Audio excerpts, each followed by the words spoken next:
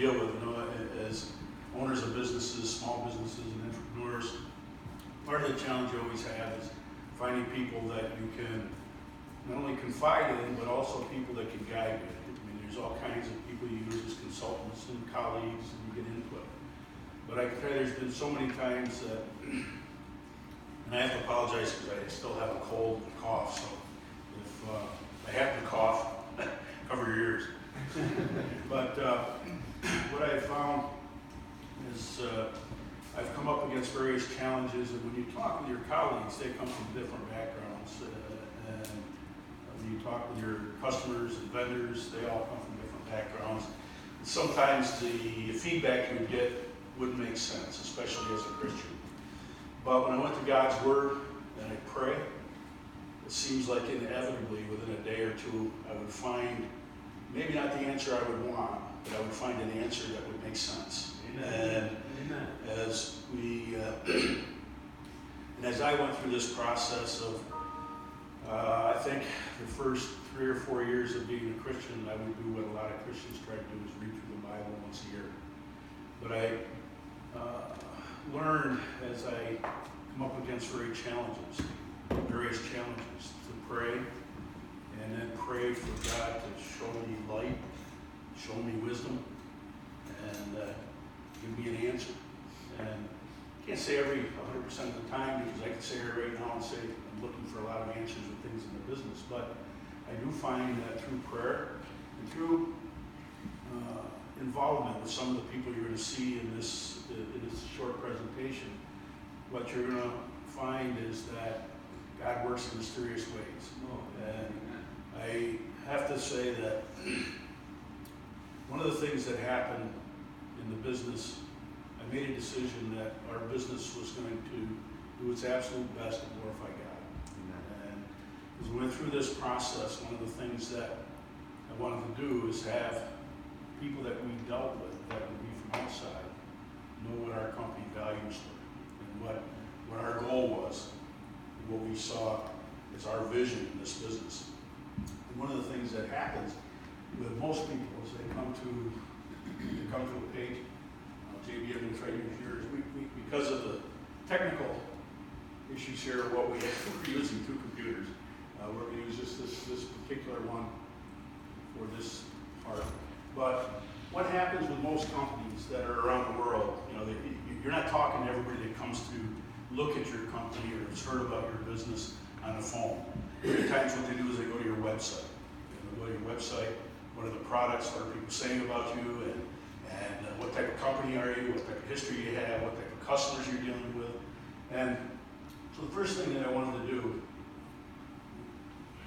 I wanted to basically put right up front what our goals are. And if you look at this, I'm going to pull it up on the other screen now, but and it's in bigger type. But what we basically wanted to do is say that our company basically is set up to glorify God. And as we knew people are coming to the website, typically what they'll do is not only look at your products, they want to know what your company's values are and what are your company's goals and what is your expectations. And it's interesting because JB, maybe you can help me switch this around here now.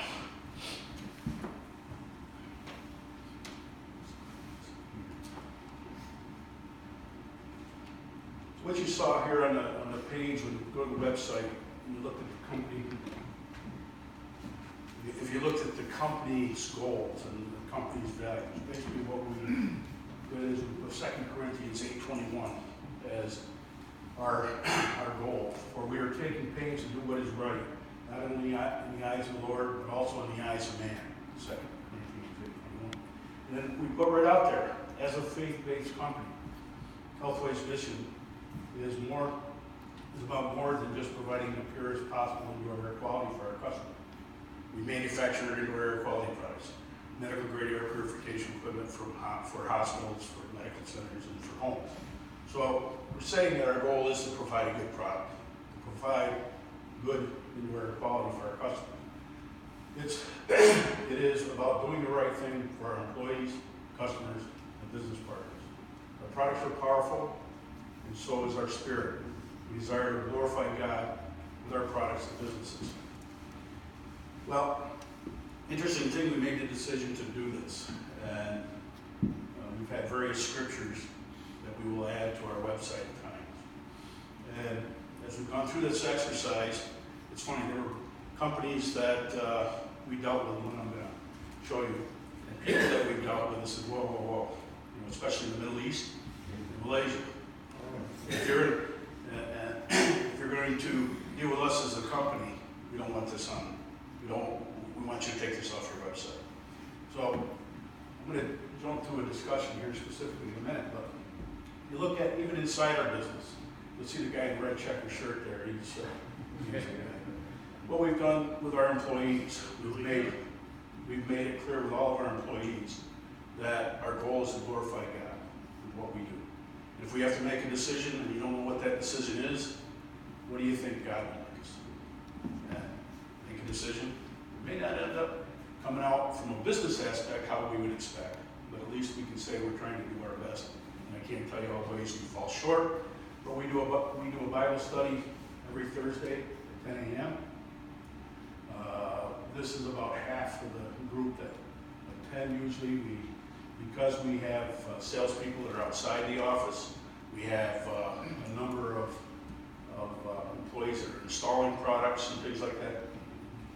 Very rarely will we have everybody at the table at one time. But Pastor Glenn can tell you that our group is pretty excited about the Bible study. They come and they participate, they learn. I think they ask a lot of questions, right? And the process is we're working through the living word.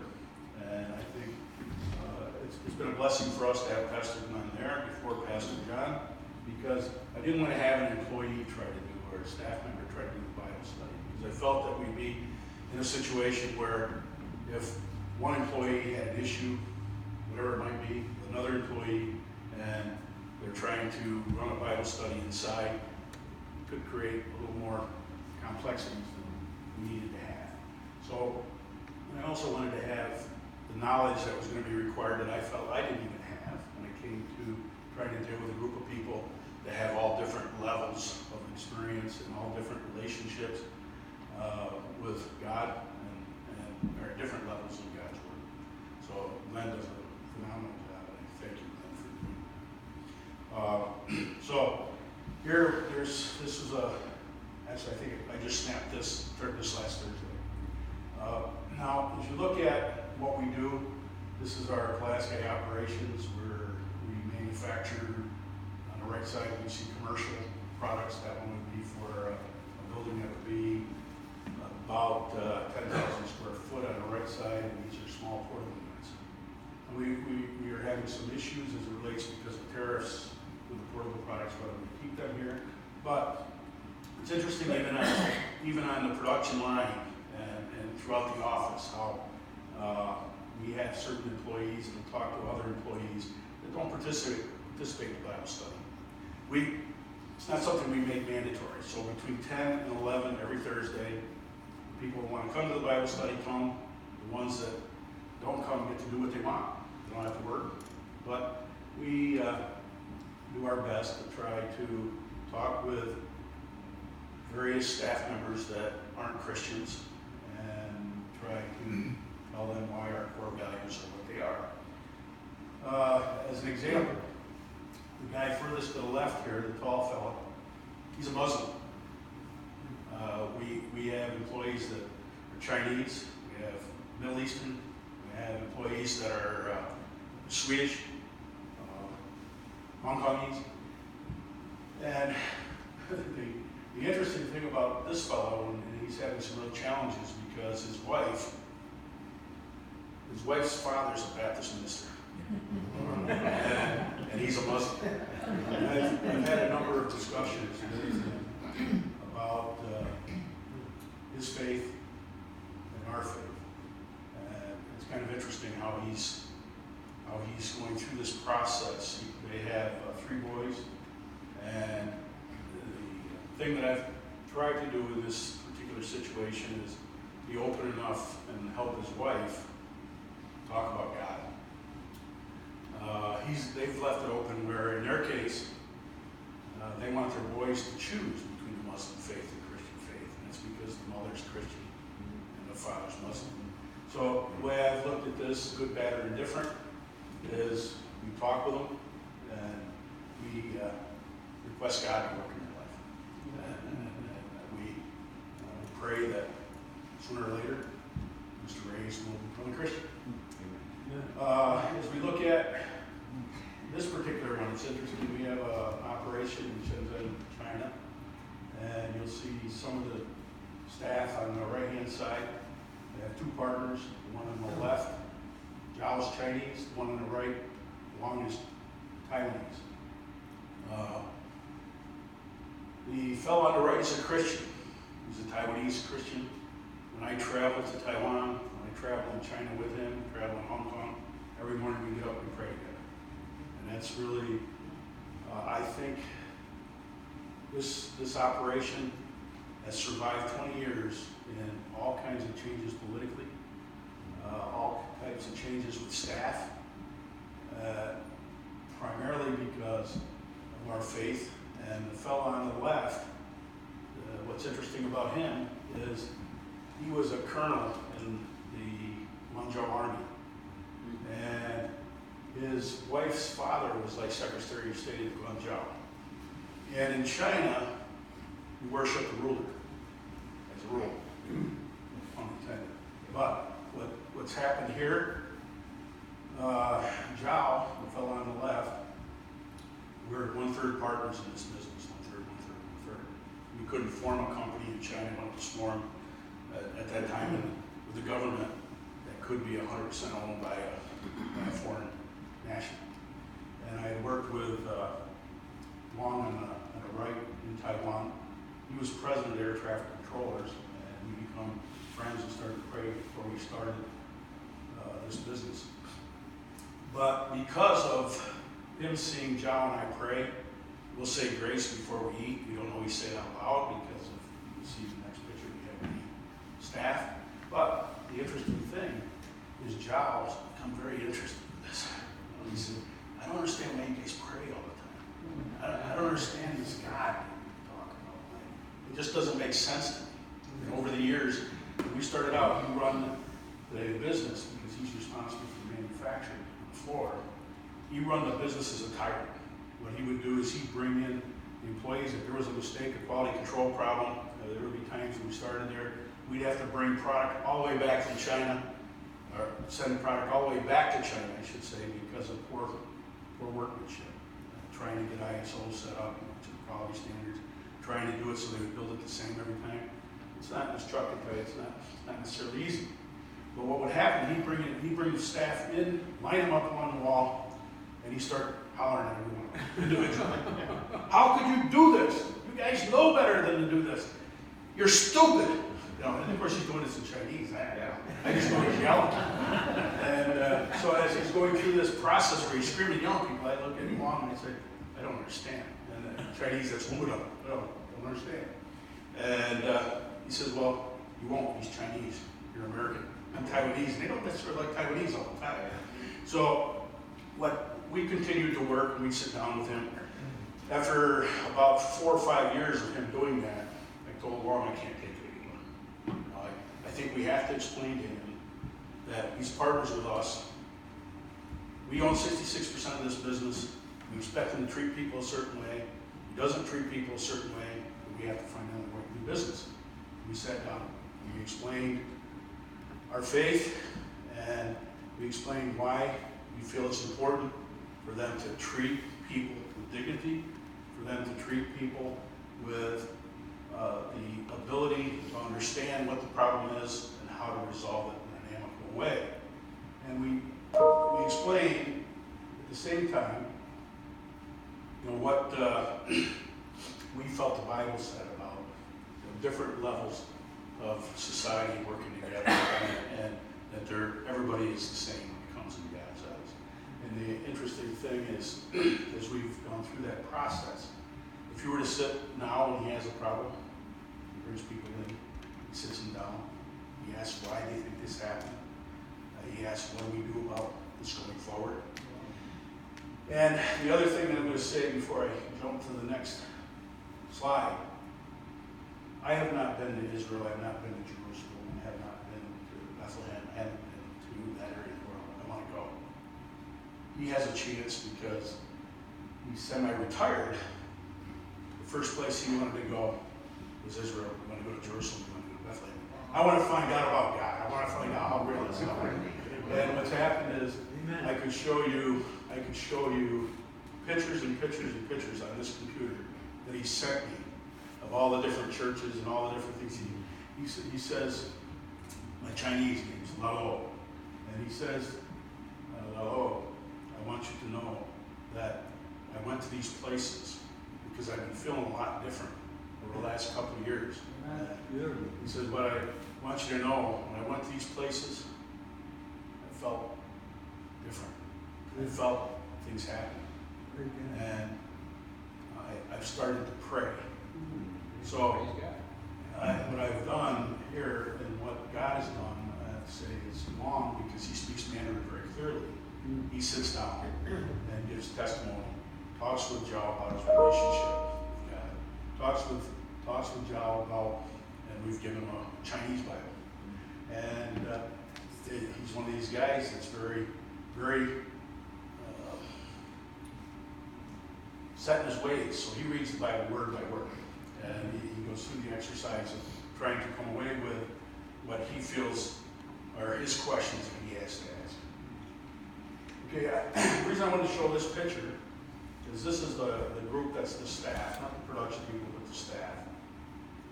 And then we had 20 years in October 2019 since we started that business.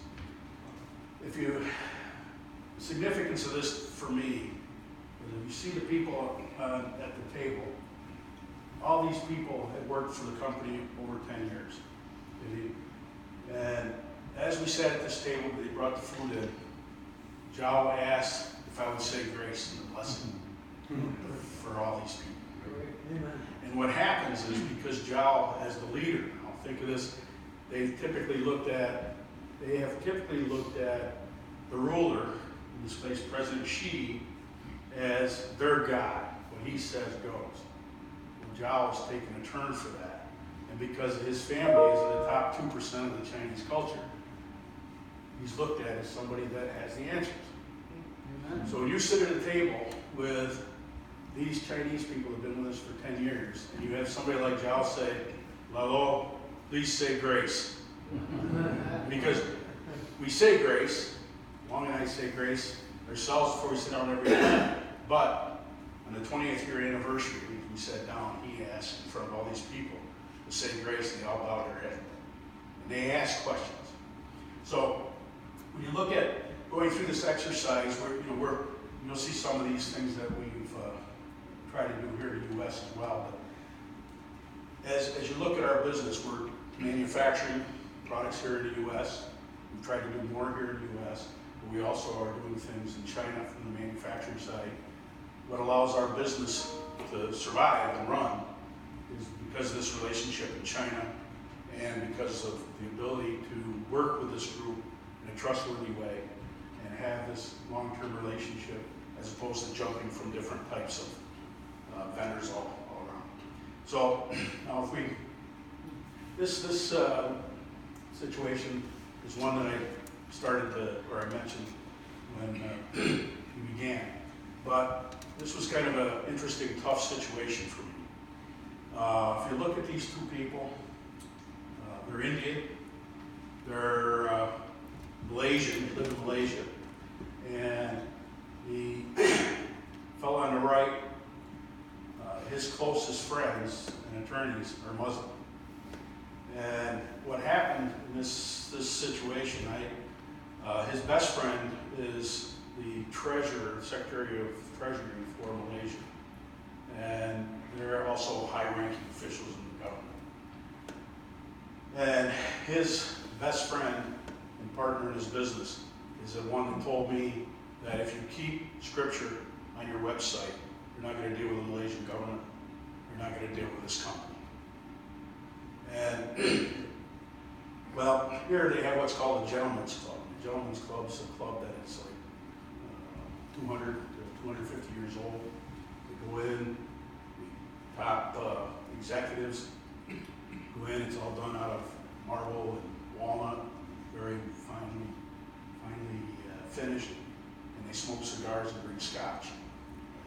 women aren't allowed in this place. This is something that is kind of, to them, it would be a sacred place to go.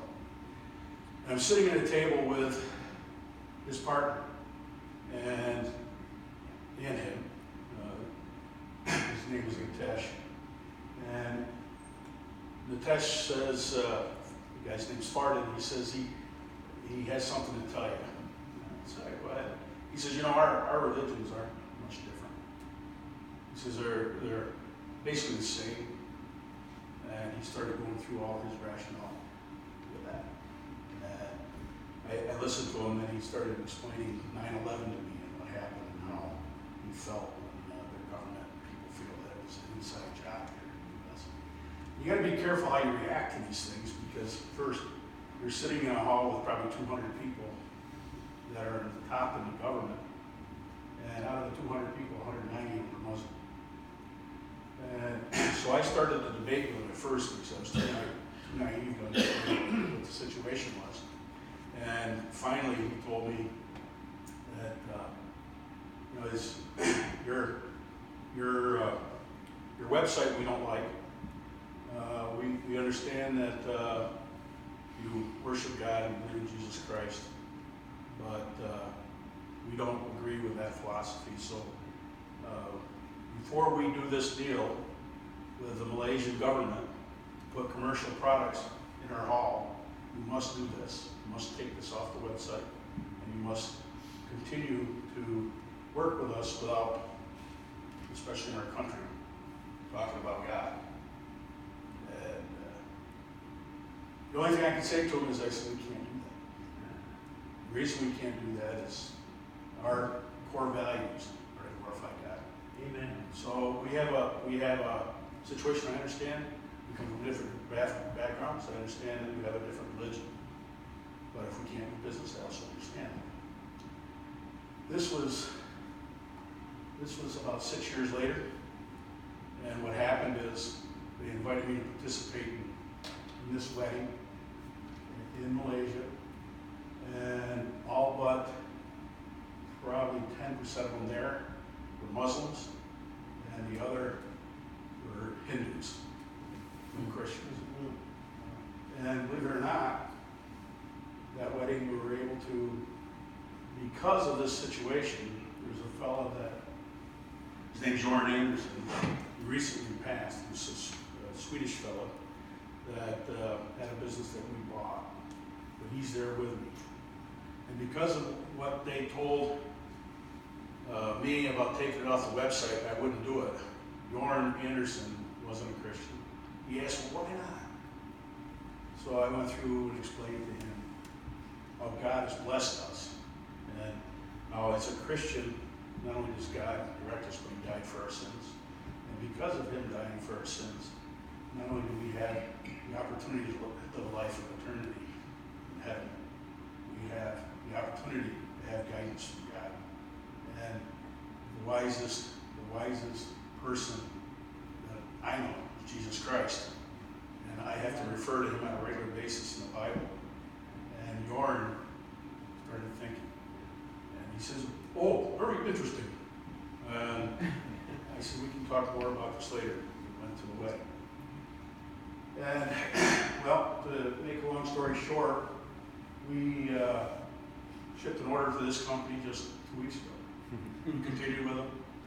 It ended up that they didn't have a problem overall. They didn't have a problem dealing with a Christian. And they made statements like, well, at least we think you're honest. So I'm going to jump to a few others, and before I close, I want to talk a bit about Jorn Anderson, because it's kind of interesting. The chain of events that happened in a country in Malaysia. He's Swedish. I'm American. We're dealing with Muslims and Hindus, and that's where Jorn began to think about Christianity, because I just took the approach that we're going to stay our course, Jorn. We're going to stay our course because this is our core value. As you see here, you have one Chinese gal on the left. Chuck, I think you've met Indian. Okay. The guy To the right of Union, the girl, is my brother. And the guy to the right of me is one of our chief technical people.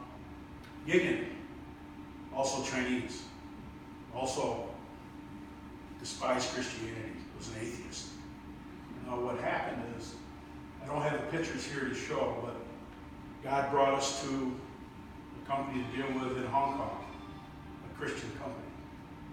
And that Christian company, Union was dealing with.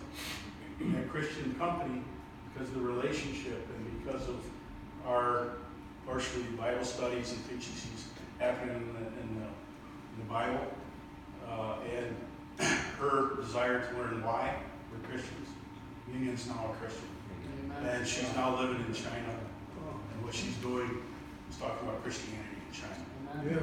And she's one of our key people in Asia. But she became a Christian because of other staff members talking to her. Mary Burnham talking to her. Of course, me. I give her a Bible. Everybody comes to our first Bible study, I give them a Bible. And the interesting thing now, she says every time she goes to the Bible, she thinks of me. I said, well, I want you to think about me, think about Jesus Christ. That's what the Bible's for. She says, well, but I wouldn't even have thought about it as a Chinese unless you exposed me to it and got me thinking. And the people that I'm dealing with talk about the company's core values. And that's why they deal with you. You know, all the people we're dealing with are in the business naturally aren't Christians.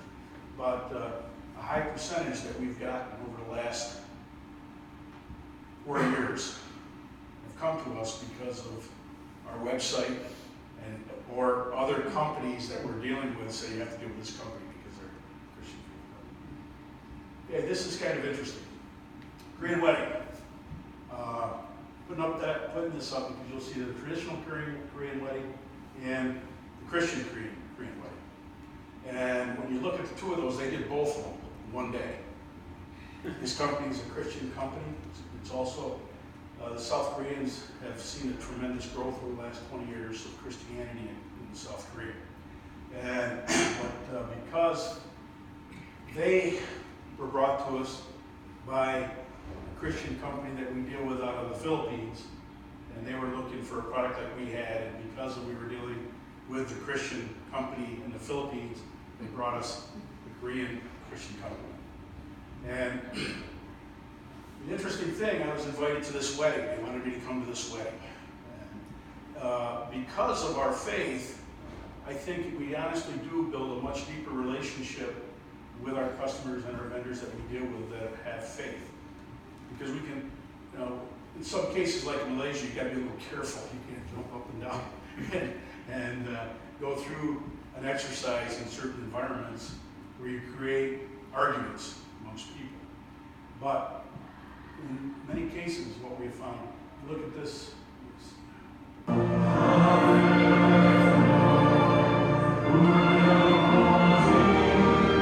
guys know what song that is? It's in Korean.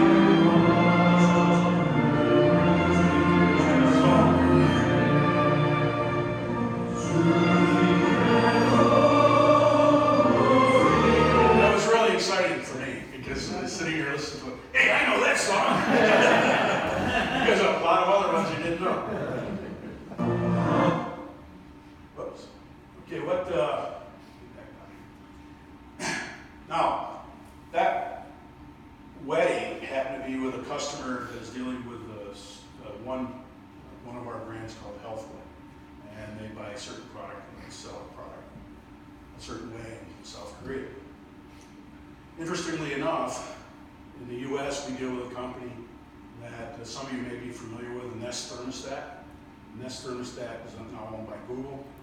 But what happens is they call an integrator, the one that's responsible for putting it in people's homes, installing it, and servicing it as a company by the name of Refresh Smart Homes, because they put smart products into homes.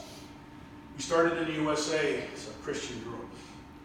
And as a result of being a Christian group, they have companies around the world as well, and each of their companies are Christian companies. Okay, this is another company in South Korea. And it's interesting, they can handle a little bit different in Korea than here. They only hire Christians. So part of their criteria, I don't know if they come right out and have it as their application guideline, you must be a Christian, but when they interview them, if they aren't Christians, they don't hire them. And as a result of our relationship with a fellow by the name of Don Ham, who Refresh Smart Home here in the U.S., he brought us to Refresh Smart Home in South Korea with the IntelliCare brand. Now, the interesting thing, Don Ham's brother is, he was one that he got the most expensive house in Montreal. He was a Christian. What happened with him is he started in the .com era. And when he went as a Christian, with God blessing him, what he said he was going to do was glorify God in the business. He bought, back years ago, Christianity.com, religion.com, Jesus.com, bought all these .com domain names. And he also bought, which I was surprised, Satan.com. And I said, Kevin, why are you buying Satan.com? He says, well, didn't Jesus try to go into areas where people needed him the most? And didn't Jesus go into this environment hoping to be able to turn people's lives around? You should be surprised what you can say on Satan.com. People coming in with the wrong attitude and expecting to see something different and go through a little testimony on this thing. Well, he now is, Kevin Ham now, as a result of the .com era, he's worth almost $1 billion. And what he's done is he's taken the approach where he's giving back as much as he can in just about every way he can. He's a medical doctor, but what he's doing through his process is they're doing organic, living organically, living healthy, take care of your body. And this happens to be neither Don or Kevin are here, but this is the fellow that runs an organic tea farm in South Korea. The fellows on the right, they're professors that are tied in with that company, all Christians. And it's really interesting to speak with them about not only how they became Christians, if they weren't Christians, but there's a little history here. I'll just tell you a little bit. There's a fellow by the name of Ahe, and if you go to the website and look at Ahe, he was a tremendous photographer. But what he felt that he was going to glorify God. He became a Christian. He was going to glorify God by helping to take care of the earth, by doing things to bring people closer to Jesus Christ. And his approach in doing that was through photography. But what the government had done, the government was trying to grow this about 12 years ago. As the government was trying to grow technically things, this is like areas of China and India, they didn't care about the environment at all. And the high-tech, manufacturing, industrialization was taking priority. Ahe kind of went after the government to try to slow that down. Through that process, he explained how they should look at the earth and try to talk to them about Christianity. And it didn't go so well. But what happened is Ahe continued to build his core group, and he brought over, depending on when you look at it, over 2 million people have been brought to Christ because of his effort in South Korea. He was, they think he was killed by the government, and Kevin and Don Ham run his business there, is all the artwork and photography, and the various Refresh Smart Home distribution is actually from his estate. So as they bring people in, if they don't have the same core values into these businesses, as I mentioned, they don't hire them. So this group here is a Korean group. Also, God brought us a Christian community. This fella, the Philippines, Nick Gates, Christian. He came to us actually as a result of a combination of a trade show and then going to our website and having some discussion with our team. And when I had to fly out one night, the first thing he says, well, before you go, I'd like you to come to our Bible study. I said, well, I couldn't make it because of my flight time to get to the airport. But they're holding Bible studies similar to what we would hold here, group Bible studies. And you talk about word of mouth. It's kind of interesting that everybody knows what social media has done to us. When you look at communication on social media, whether it's Twitter, whether it's Facebook, or whether it's Instagram, or just Google. Well, what happens when people are looking for a product now, one of the first things they do is they go online, they search by description, and as they go through the exercise of searching for descriptions, there's all kinds of reviews. And you'd be surprised how many, when you look at the reviews, come back that people bought this because of being a faith-based company. People did this because they wanted to support a company that was with what they felt were good values. And at the same time, distribution, when they're looking at picking a company to work with, as I said, they go to the website, they look at what the company values are, they look at the company as a whole, and they look at what companies you're dealing with. So what happens is in our distribution, over the last 36 months, right now, close to 50% of our business is export. Out of our export business, 90% of that is Christian based. We didn't do much for that. God brought that to our business. Okay, as we look at, that's Healthway, healthcare, and manufacturing side. As you know, we've tried to do some things with the theater. I want to give you this little testimony. We try to do God's work at the theater as well. Sometimes we do better than others. But this is a perfect example. This is Tom and Christine LaFave. Tom was originally from Pulaski. Any of you know him? He was, he's a coach now at Central Square School. His wife, Christine, is a professor at Cornell University. And it was about 7 years ago, Christine was diagnosed with breast cancer. And initially, she had a child, and she thought it was some things in the mammary gland as it related to lactation and stuff like this. But what ended up happening with her is she had breast removal, hysterectomy, everything taken out, and they told her she's lucky to have 6 months to live. So we wanted to, because they're wonderful people, and Christine is probably the brightest, one of the most beautiful people you think of with her heart, and she's a Christian, and probably works real hard to keep Tom in mind as it relates to some of the goals. But so we wanted to do something for Christine, and we said, what can, if you had kind of like a make-a-wish, what would it be? And she said, well, I would like to go to Paris with my daughter. She has one daughter and her husband before she dies. And so we did a fundraiser at the theater, and we gave her a wish. We sent her to Paris. She came back, and she was just so thankful, felt so blessed because of that. We were talking with her about, don't give up hope. God still does amazing things for us, amazing ways. He's the miracle healer.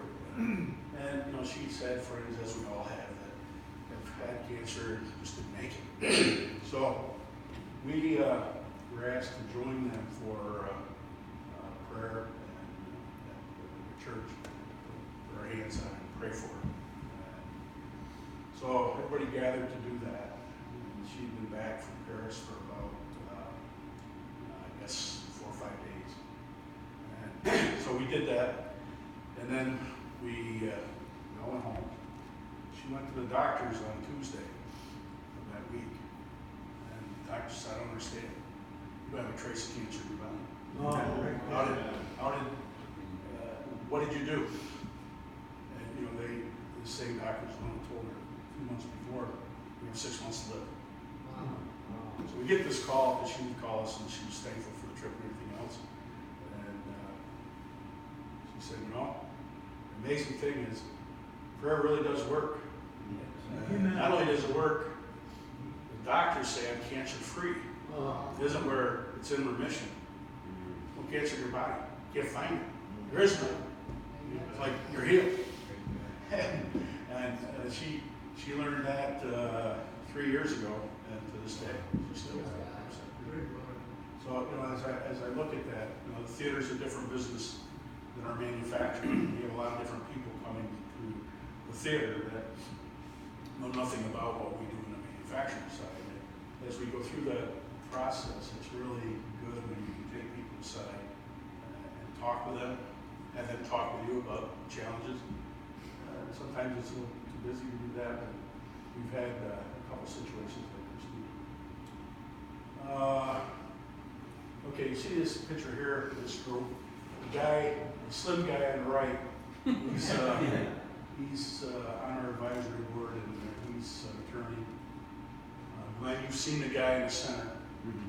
John Sutphin, the guy on the right is David Stewart. John Sutphin, he's also an attorney. Kind of an interesting story with him. His father started a company by the name of O'Brien & Gear.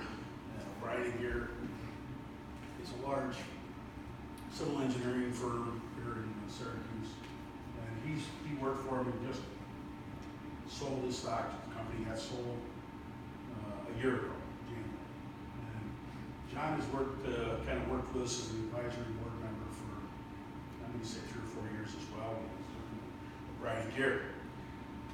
And he was a very bright guy, a likable guy, but he had a sailor's mouth. You want that one. He started out and you would think, being an attorney, when he was around people, that it wouldn't be quite that way. So I said to him, I had a guy when I was a young man, I had a mouth like that. I said, this fellow, Harvey Davis, told me, he said, I want to tell you something, Vince. He says, you're a great kid. At that time, I think he was 60 years old and I was 22. He says, but using a mouth like that, people are going to think that you're stupid. That you can't find any other words to use. And Harvey was a Christian, and he would say, not only that, it's just not good light for you to talk that way. And I thought about it. I said, at that time, I wasn't a Christian. I definitely didn't want to look at it as somebody that was dumb. So I told John the story about what Harvey Davis told me when I was a young guy. But I said, these guys, I work with all these contractors, and I work with these guys that are in the field doing stuff. And he says, that's just the way they talk. I said, yeah, but you're working with us now. We're our core values, and to use God's name. Some of the other swear words, I think. You can select, but you don't necessarily have to use God's name. Well, he says, okay, I understand. Well, I got this email, actually a text message when he got home. He says, you kind of made me feel, I didn't do it with anybody around, just him and I, but he says, you kind of embarrassed me, but you got me thinking. And he was raised Catholic. And so he's going through, he raised Catholic. He said, all my life I've been this way. He says, all of a sudden, every time I use the word like that, it pops up in my mind. I was told I shouldn't do that. And I said, well, you're not doing it for me, John. You're doing this for God. And he says, well, and I actually, 2 years this happened, started 2 years ago. I had given him a Bible, and I wrote it into it. I went through the process of thanking him for what he was doing. I'm hoping, and he said, I hope you take time to go through this Bible. I said, I started out going through Proverbs because for me, Proverbs, I could not only understand, but I could see all the areas that I fell short every day. So, and there's for each day of the month, or each day, each month, there's something there for you. So he started doing that. And then Nancy and I, just about every morning at home, we go through the daily bread, and we have one that does Jesus calling. Well, I'd find things that would make me think of John, so I'd snap a picture with my phone and I'd text it to him. And I'd say, have a good day. Well, next thing I know, he come up a few months after, he says, Vince, I decided I'm not going to swear anymore. This is good for you, John. And every once in a while, he'll get excited and say, whoops. But what's happened now is he'll call. He knows we have Bible study on Thursdays. I think he's available. He attends the Bible study. And he says, no, I'm learning so much through this process of just working with you, but yet not working with you, just working in the environment. And that's nothing to do with me, really. It's really what's happening is people look at things in our business. A majority of them will think before they talk, or if something happens, they try to work together as a team. So John, he come back and he says, well, what I want to do, he says, I decided. He says, I want to spend more time in your business. I want to look at ways to invest in your future. I want to be able to work with your team because I enjoy it. So the interesting thing now, before we go to certain meetings together, because he's an attorney, I'm really surprised because he'll ask me, can we pray before we go? I say, of course we can, John. I'm glad you asked me. So he's proactive now doing that. So what I wanted to say is we look at business. There's so many businesses that have different core values, and I have to tell you that what I've learned through my walk and through this process is that there's so many things that you don't know that you wish you do know. Chuck, as he's here, he's working with us on tariffs. We go through this exercise. You try to make decisions on what to do here, what to do in China because of the tariffs. It affects our business financially significantly. We don't have the answers, but what I do know is that God has a plan. He already knows what the outcome of the plan is as it relates to our business, as it relates to my life. And I know I would much rather have my hands, or my future and my plans in His hands than my own. Amen. And so as we look at this, you can see that as our business moves forward, we don't really know what's going to happen in the economy, what's going to happen around the world. But we know that these people that we're dealing with that I showed you all came from God. A number of them, we had nothing to do with even bringing them to our company. They came to our company as a result of either another company telling them about how we do business, another company telling them we're a Christian business, or our website that we put up to let God work with it. So, thank you.